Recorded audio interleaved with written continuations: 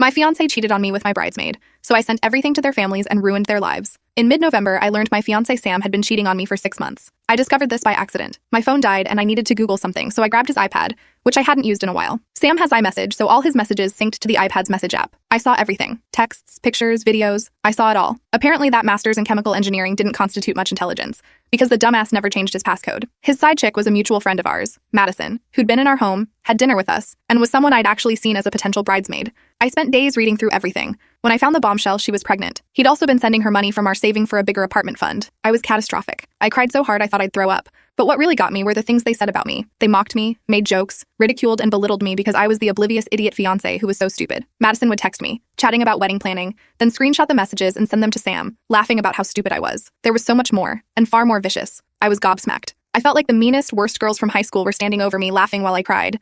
But I was more confused than anything. Who the hell was this person pretending to be my Sam? Now I realize I'd only seen one side of him for 3 years. Madison had actively been pushing Sam to dump me, and suggested the day after Christmas, after we'd returned home from seeing his family. When I read that particular message, something inside me snapped. I've been snickered at my whole life for being the poor kid in a wealthy school, for being a fat kid and teenager, for being an ugly duckling, for always having older out-of-date things, for being quiet, for being an unphotogenic teenager. School kids are their own category of vicious. But growing up with all that gives you a core of steel, and anyone who tries to punch it will break their hand. I was not going to be humiliated. Not again, and not like this. So I thought ahead. Sam had been out of town when I discovered the messages, so I have a few days to pull myself together. I don't know what to do. Major update. For the last month and a half, I pretended everything was fine, at which I'm alarmingly good. Soon my feelings toward him hardened until my initial devastation was gone and replaced by nothing. I'd wait until I was alone to read through his iPad, always putting it back in the same position in his bottom drawer. He never suspected anything, and still never changed his passcode. I collected the most telling evidence, the most explicit messages, the most vicious ones towards me, the ones mentioning the money, the ultrasound photos. I sent them all to myself, then covered my tracks. Christmas comes. We arrived at his parents' house on Christmas morning with plans to spend the night. I spent the day watching that cheating, mocking, money-laundering scumbag have a lovely Christmas. He kissed me goodnight and whispered in my ear how much he loved me. Bastard. The next morning, before we all sat down for breakfast,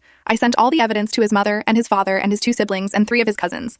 Any family member whose contact I had received it. I was able to time this because Sam's family is pretty phone addicted, and they all get email notifications. My dear readers, I wish you could have witnessed the scene which befell that house. The weasel couldn't even face his own family. Talk about whiplash from that plot twist. He ran outside and had to be cornered. His brother dragged him by his hair back into the house, but I didn't stay for that.